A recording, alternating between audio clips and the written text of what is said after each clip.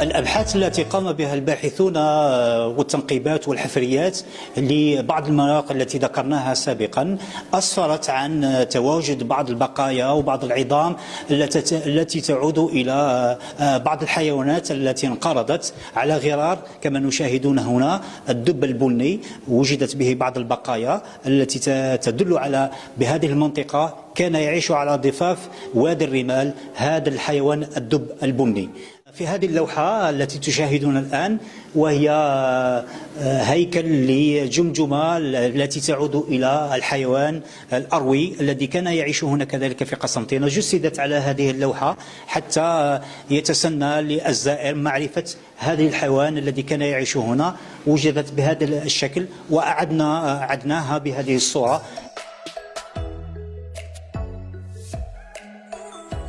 نفس الحيوانات التي كانت تعيش هنا كذلك. عندنا مثال عن فهرس النهر، هذا الحيوان الذي يجهل معظم القسنطينيين على أنه كان يعيش هنا على ضفاف وادي الرمال. هذا فهرس النهر، وبقايا كذلك هنا العظام التي وجدت في موقع المنصورة كذلك. هذه المدينة حينما نذكر فترة ما قبل التاريخ والبقايا والمحطات التاريخية التي تعود إلى الفترة القديمة لقسنطينة، هذا دليل قاطع على أن هذه المدينة لها بعد تاريخي وتعد من أقدم المدن في العالم.